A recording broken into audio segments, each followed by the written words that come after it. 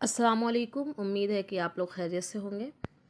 اور یہ ہے ہمارا خلاصہ قرآن کا پارہ نمبر 6 اور 5 پارہ کا خلاصہ کلام اپلوڈ کر دیا گیا ہے۔ اگر آپ نے نہیں دیکھا ہے تو آپ دیکھ لیجئے، لنک ڈسکرپشن باکس میں ڈال دیا گیا ہے۔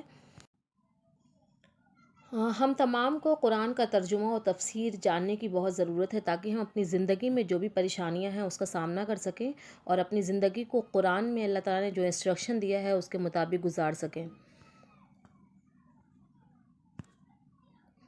ویسے تو ڈیلی بیسس پہ لوگ قرآن کا بس تلاوت ہی کر پاتے ہیں، بہت کم لوگ ترجمہ پڑھتے ہیں۔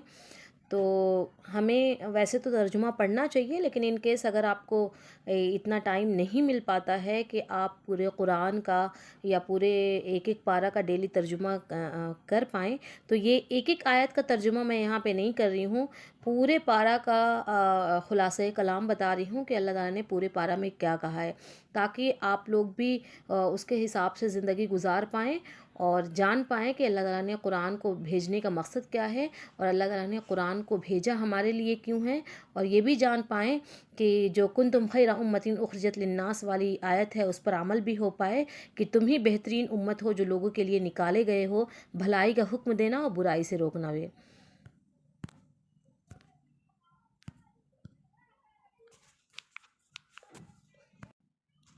اعوذ باللہ من الشیطان الرجیم، بسم اللہ الرحمن الرحیم۔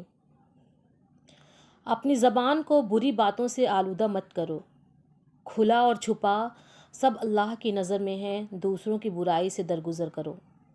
اللہ پر ایمان رکھو اور اللہ کے سب رسولوں پر ایمان رکھو، اور اس کی گنجائش نہیں ہے کہ کسی پر ایمان رکھو اور کسی پر ایمان نہ رکھو۔ یعنی اللہ تعالیٰ پر ایمان رکھنا اور اس کے رسولوں پر ایمان رکھنا ہے ہی، یہ نہیں ہے کہ ہمارے آخری نبی حضرت محمد صلی اللہ علیہ وسلم ہیں تو ہم ان پر ایمان رکھیں اور باقی تمام رسولوں اور نبیوں پر نہ رکھیں۔ اس میں اللہ نے گنجائش اور فلیکسیبلٹی نہیں دی ہے۔ تو جو 7 اسینشیل تھنگس ہے کہ اللہ تعالیٰ پر ایمان رکھنا، اس کے رسولوں پر، اس کی کتابوں پر، ان میں سے ایک یہ بھی ہے کہ اللہ کے رسولوں پر بھی ایمان رکھنا ضروری ہے، اور یہ ایک مسلمان پر فرض ہے۔ پھر اللہ تعالیٰ کہتے ہیں کہ اہل کتاب نے موسیٰ کو تنگ کیا، بچھڑے کی پوجا کی،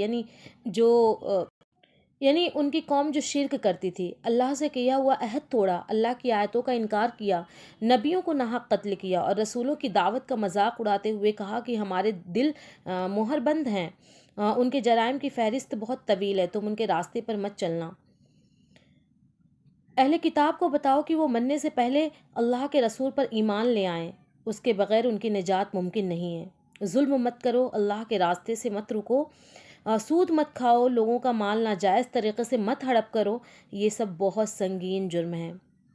پھر اللہ تعالیٰ نے کہا کہ اللہ نے جو کتاب نازل کی ہے اور جو پہلے نازل کی تھی سب پر ایمان لاؤ۔ یہ نہیں ہے کہ صرف قرآن مجید پر ایمان لانا ہے، بلکہ جو توریت، زبور، انجیل اور صحیفہ ابراہیم جو بھی ہے سب پر ایمان لانا ہے، اور نماز قائم کرو، زکوٰۃ دو، اور اللہ اور آخرت کے دن پر ایمان رکھو۔ پھر اللہ تعالیٰ کہتے ہیں کہ اللہ کی طرف کوئی بات غلط کر کے منسوب نہ کرو، یعنی کوئی چیز اپنے سے گڑھ کے نہ بتائی جائے کہ اللہ نے کہا ہے۔ مسیح کو اللہ کا رسول مانو، شرک سے دور رہو۔ پھر اللہ تعالیٰ کہتے ہیں کہ اللہ کو چھوڑ کر جن کی تم عبادت کرتے ہو وہ کبھی اللہ کی بندگی کو آر نہیں سمجھ سکتے۔ تکبر نہ کرو، ایمان اور عمل صالح کی روش اختیار کرو۔ تمہارے رب کی طرف سے روشن کتاب اور راہ دکھانے والی روشنی آ گئی ہے، یعنی یہ کتاب قرآن مجید، اس کی قدر کرو، اللہ پر ایمان لاؤ اور اس کی رسی کو مضبوطی سے تھامے رکھو۔ جیسا کہ جب نبی صلی اللہ علیہ وسلم نے لاسٹ خطبہ دیا تھا آخری، جس کو ہم خطبہ حجۃ الوداع کے نام سے جانتے ہیں، تو انہوں نے یہ بھی کہا تھا کہ میں تمہارے درمیان 2 چیزیں چھوڑ کے جا رہا ہوں، ایک قرآن اور ایک حدیث، اگر تم اس کو مضبوطی سے تھامے رکھو گے تو کبھی گمراہ نہیں ہوگے۔ پھر چھٹے پارے میں پھر اس کے بعد سورہ مائدہ اسٹارٹ ہو جاتی ہے، تو اب یہ سورہ مائدہ کا خلاصہ کلام ہے۔ بسم اللہ الرحمن الرحیم۔ عہد و پیمان کی پوری پابندی کرو، اللہ نے جن چیزوں کو حرام کیا ہے انہیں حلال نہ کرو، کسی دشمن گروہ کی دشمنی تمہیں اس پر آمادہ نہ کرے کہ تم بھی ان کے ساتھ زیادتی کرنے لگو، خواہ وہ مسجد حرام سے روک دینے جیسی بہت بڑی زیادتی کیوں نہ ہو۔ نیکی اور خدا ترسی کے کاموں میں ایک دوسرے کا ساتھ دو، گناہ اور زیادتی کے کاموں میں تعاون نہ کرو، اللہ کی ناراضگی سے بچتے رہو۔ اللہ نے دین مکمل کر دیا ہے، اپنی نعمت تمام کر دی ہے اور دین اسلام کو تمہارے لیے پسند کر لیا ہے، اس دین کی قدر کرو۔ جب اللہ تعالیٰ نے قرآن کو نازل کیا تو جیسا کہ ہمیں پتہ ہے کہ قرآن 23 سال میں نازل ہوا تھا، تو سب سے آخری آیت یہی نازل ہوئی، الیوم اکملت لکم دینکم واتممت علیکم نعمتی ورضیت لکم الاسلام دینا، کہ اللہ نے اب دین کو مکمل کر دیا ہے، یعنی قرآن کو اب نازل کر دیا ہے، اب تمہارا کام ہے کہ تم اس پر عمل کرو، تو بہتر ہے کہ تم اس دین کی قدر کرو۔ تمہارے لیے ساری پاک چیزیں حلال کر دی گئی ہیں، اس لیے جو چیزیں حرام کی گئی ہیں ان سے دور رہو۔ تمہارے لیے پاکیزہ بیویاں حلال کی گئی ہیں، اس لیے بدکاری کے راستے تلاش مت کرو۔ نماز کے لیے وضو کا اہتمام کرو، پانی میسر نہ ہو یا بیماری یا سفر کی حالت میں ہو تو تیمم کر لو، اپنی پاکیزگی کے لیے فکر مند رہو۔ اللہ کی نعمتوں کو یاد رکھو، اس کے عہد کا پاس و لحاظ رکھو اور اس کی ناراضگی سے بچنے کی فکر کرتے رہو۔ خدا واسطے انصاف کے علم بردار اور خدا واسطے انصاف کے گواہ بنو۔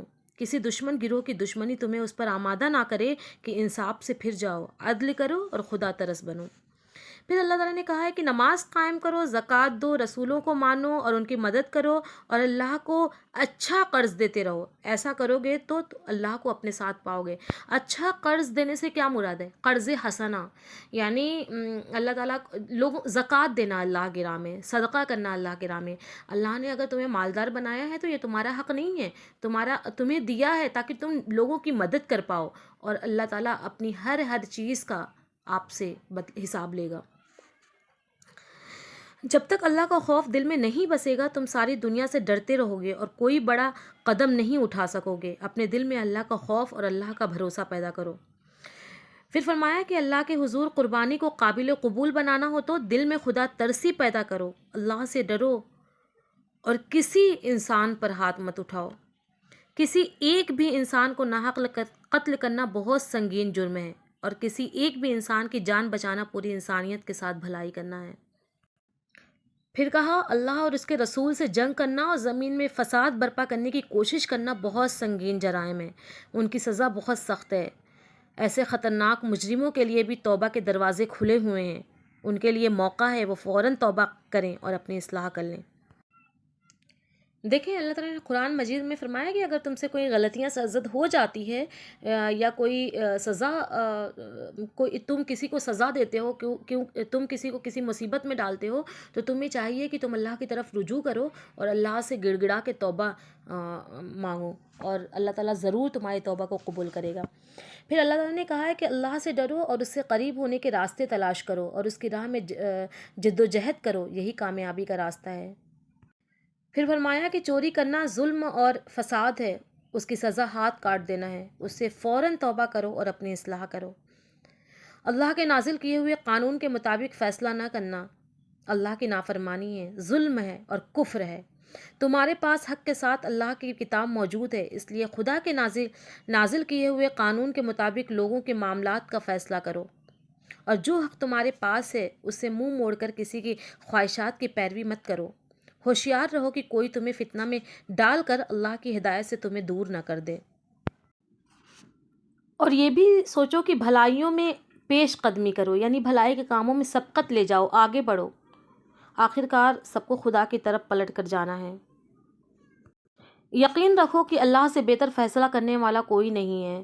اگر تم اللہ کی طرف یکسو نہیں ہوئے تو اللہ تمہاری جگہ ایسے لوگوں کو لے آئے گا جو اللہ سے محبت کرتے ہوں گے اور اللہ ان سے محبت کرتا ہوگا، جو مومنوں کے لیے نرم اور اللہ کا انکار کرنے والوں کے لیے انتہائی سخت ہوں گے، اللہ کی راہ میں جد و جہد کرتے ہوں گے اور کسی ملامت کرنے والے کی ملامت کی پرواہ نہیں کرتے ہوں گے۔ پھر اللہ تعالیٰ کہتا ہے کہ تم اللہ کو دوست بناؤ، اس کے رسول کو اور ان ایمان والوں کو دوست بناؤ جو نماز قائم کرتے ہیں، جو زکوٰۃ دیتے ہیں، اس حال میں کہ ان کے دل اللہ کے آگے جھکے ہوئے ہوں۔ اگر تم عزت و کامرانی چاہتے ہو تو اللہ اور اس کے رسول اور ایمان والوں کو دوست بناؤ۔ جو لوگ تمہارے دین کو مذاق اور تفریح کا سامان بناتے ہیں ان سے کنارہ کش رہو، ایمان لاؤ اور خدا ترسی کی روش اختیار کرو اور اللہ کی کتاب کو قائم کرو۔ دنیا میں اللہ کی نعمتیں اوپر سے بھی برسیں گی اور نیچے سے بھی ابلیں گی، یعنی قرآن مجید کو پھیلاؤ، नबी सल्लल्लाहु अलैहि वसल्लम ने फरमाया है कि तुम में सबसे बेहतरीन वो है जो कुरान सीखे और दूसरों को सिखाए, और आखिरत में आसाइशें भरी जन्नत में दाखिल किए जाओगे। याद रखो, जब तक तुम अल्लाह की किताब को कायम नहीं करोगे तुम्हारी कोई बुनियाद नहीं रहेगी। अल्लाह पर ईमान रखो, आखिरत पर ईमान रखो और नेक अमल करो, तुम हर खौफ और हर रंज से महफूज रहोगे। अहले किताब ने दीन में गलव किया और मसीह को खुदा करार दे दिया, तो मुझसे बहुत दूर रहना, शिरक से बाज रहो। जो अल्लाह के साथ शिरक करेगा जन्नत उस पर हराम है और दोज़ख उसका ठिकाना होगी। अभी अभी मौका है, तुम फ़ौरन तौबा व इस्तग़फ़ार करो। उन लोगों की तरह ना हो जाओ जो अल्लाह की नाफरमानी करते हैं, ज़्यादतियाँ करते हैं, जो भी बुराई करते हैं उससे एक दूसरे को नहीं रोकते हैं, अल्लाह के साथ कुफ्र करने वालों को अपना दोस्त बनाते हैं और ईमान वालों से दुश्मनी रखते हैं। ऐसे लोगों के लिए कभी ख़त्म नहीं होने वाला अज़ाब है। ये थे हमारे खुलासा कलाम का पारा